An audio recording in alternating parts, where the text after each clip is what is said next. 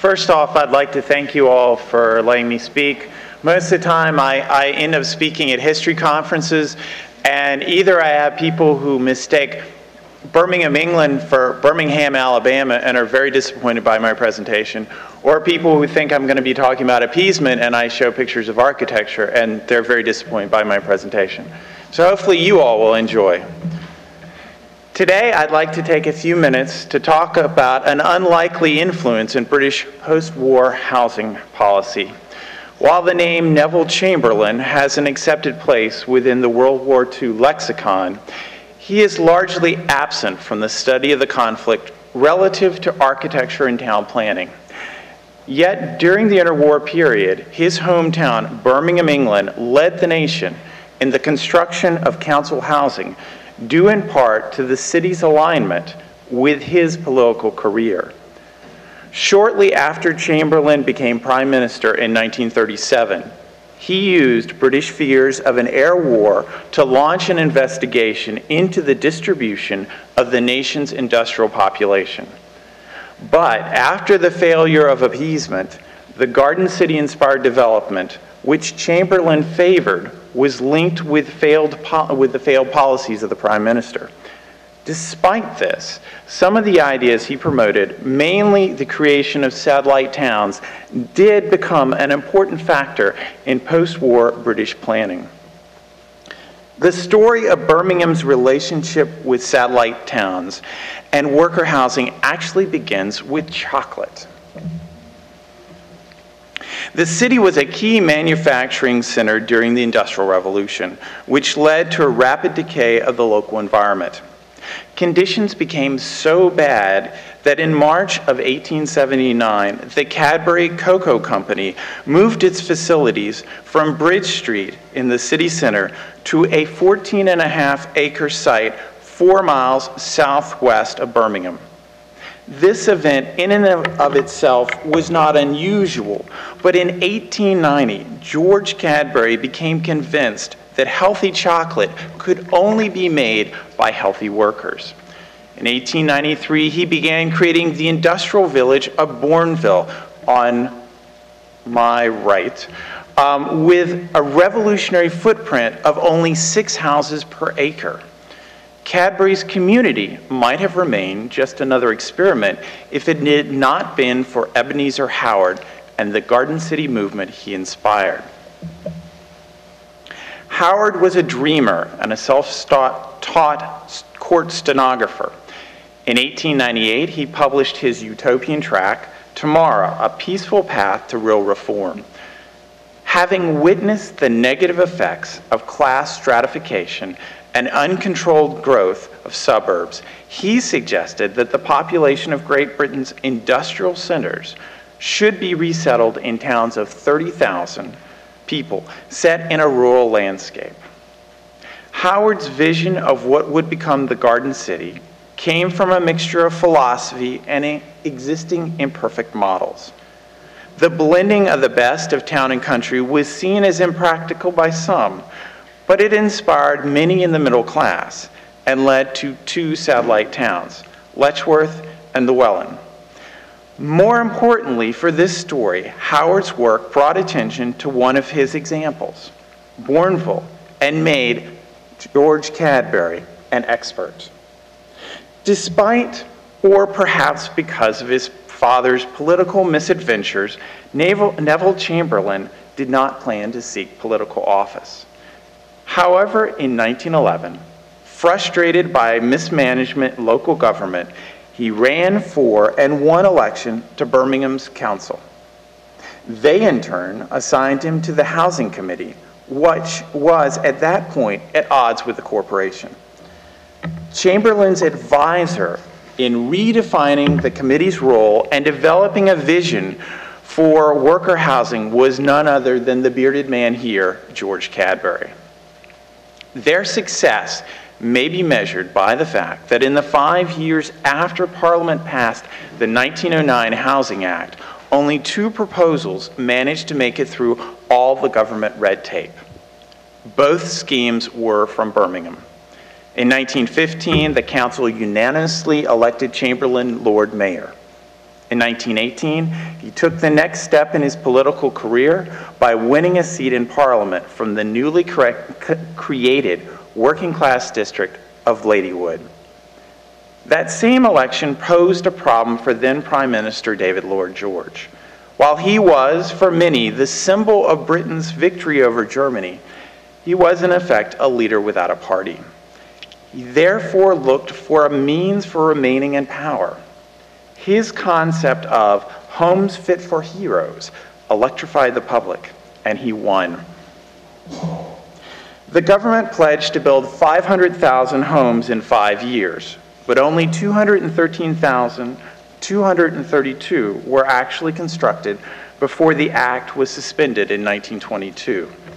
Post-war profiteering, a tight labor market, and a lack of national political will prevented the act from coming even close to its potential.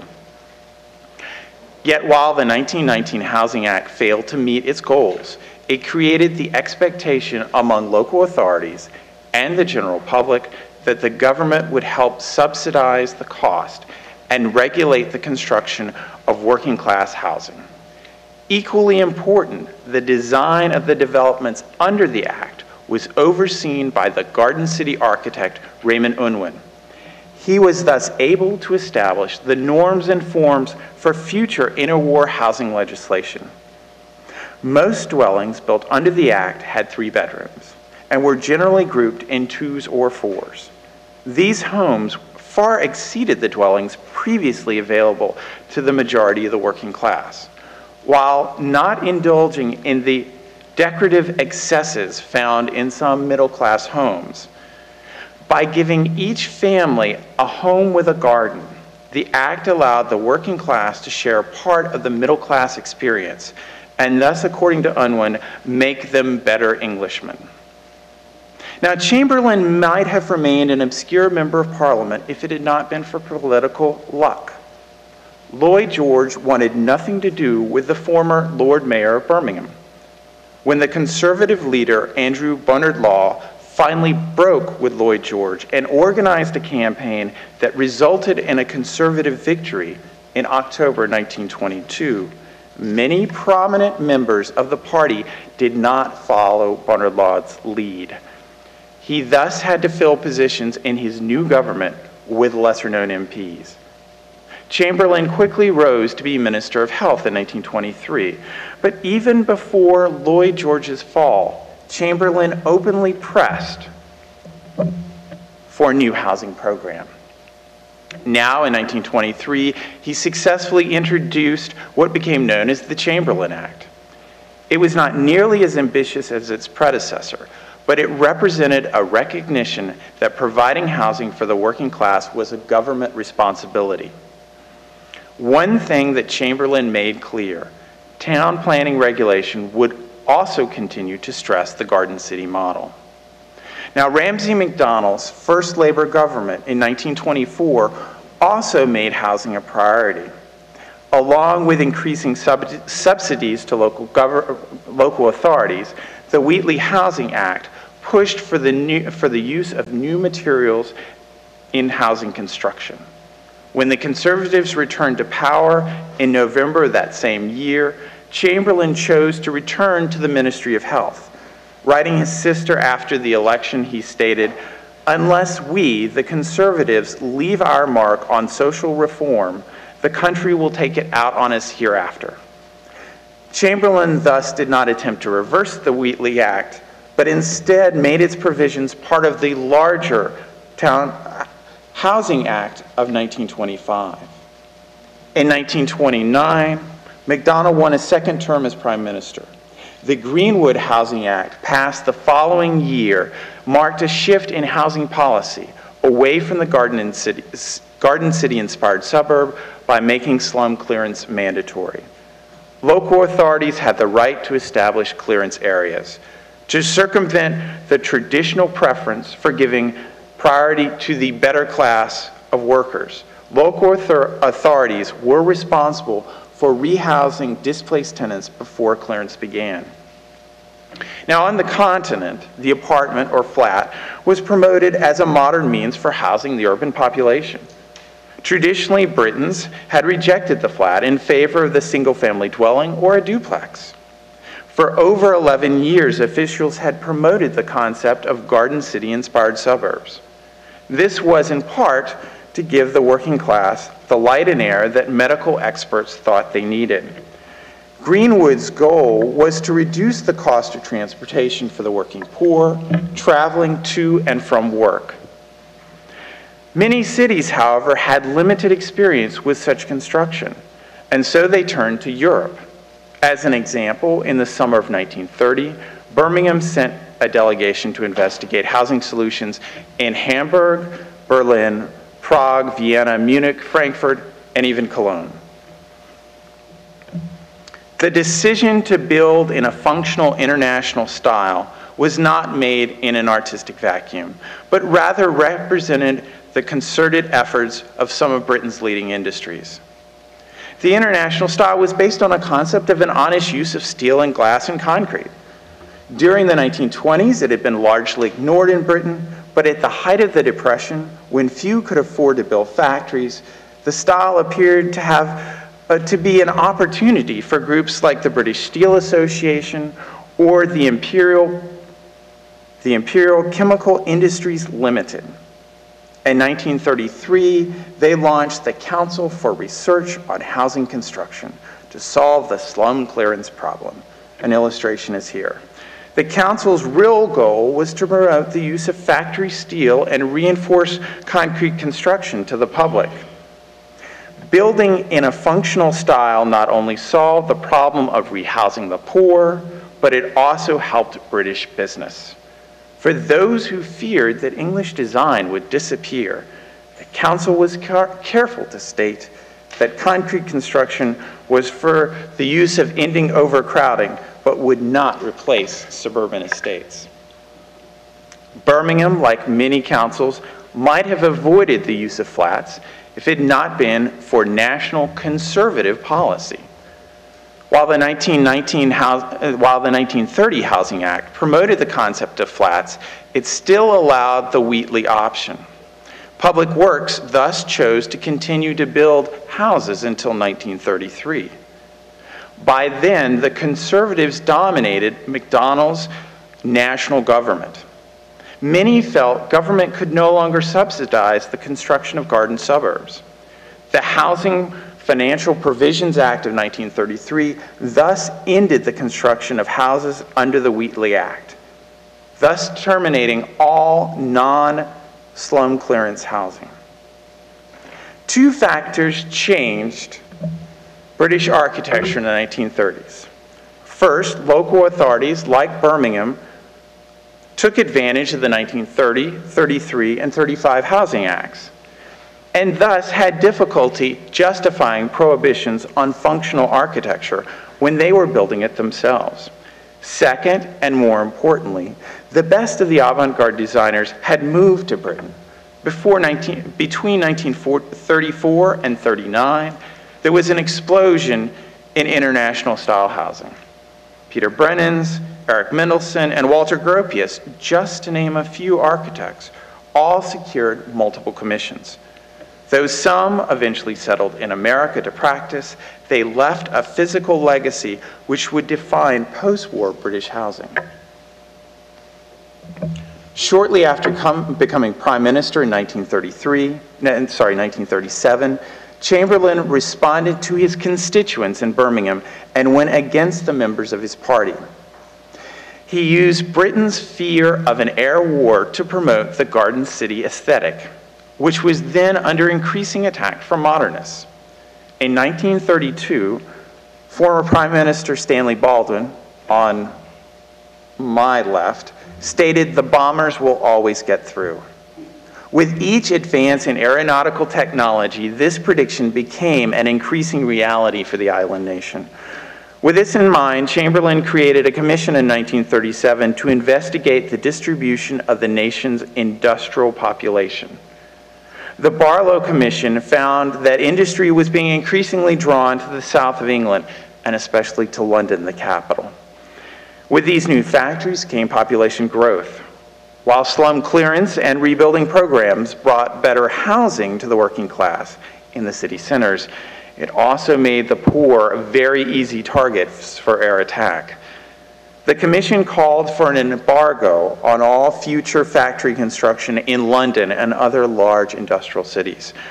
Rather than continuing the policy of rebuilding city centers with affordable housing, new distributed communities, satellite towns, should be established throughout the country based on the Garden City model. These would protect not only the people, but also provide a better defense for the war everyone knew was coming. The plan had all the hallmarks of Chamberlain's early town planning work in Birmingham. Unfortunately, the report was completed in August of 1939. By the time it reached Parliament in January of 1940, Britain was on the eve of a military disaster in Norway, which would end Chamberlain's career as Prime Minister. Just a little contrast there. Just as Birmingham is forever linked with the Chamberlain family, so Neville Chamberlain is synonymous with appeasement. From the publishing of Michael Foot's text, The Guilty Men, in July of 1940, many have blamed the British leadership in the 1930s for reducing the country's military while weakening the nation's resolve to fight. This opinion was supported in the late 1940s by Winston Churchill's book, The Gathering Storm. Churchill accused Chamberlain of being a willing pawn of the Nazis, who, to promote appeasement, repeatedly snatched disgrace from the jaws of victory. This common perception of Chamberlain as a failed and disgraced politician, however, does not quite fit the realities of 1940.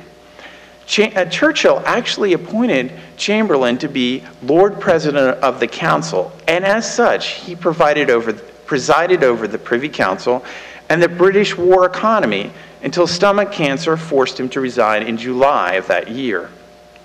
Likewise, and more important for this discussion, the Barlow Commission's concept of satellite towns grew in popularity as the Luftwaffe began seriously inflicting damage on British industrial centers. The Garden City movement, which had perceived that their ideas had been somewhat hijacked by interwar planners, felt vindicated. As a sign of this change, F.J. Osborne, who had helped write the Barlow Commission's report, re-released an updated version of his 1918 work, New Towns After the War, in 1942. The greatest impact of the Barlow Commission, however, came from one of its members, Patrick Abercrombie, on the screen here.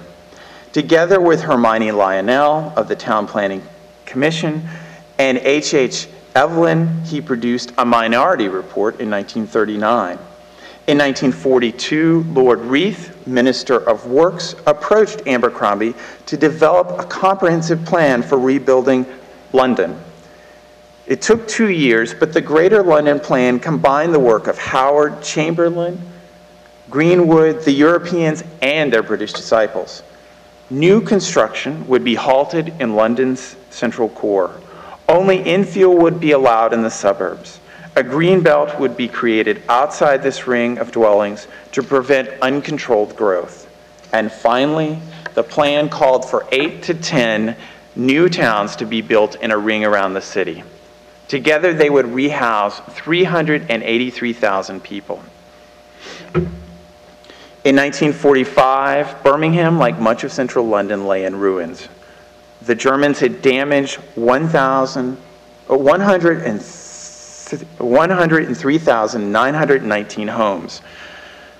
They had killed 2,241 citizens and injured 6,692, most of them working class.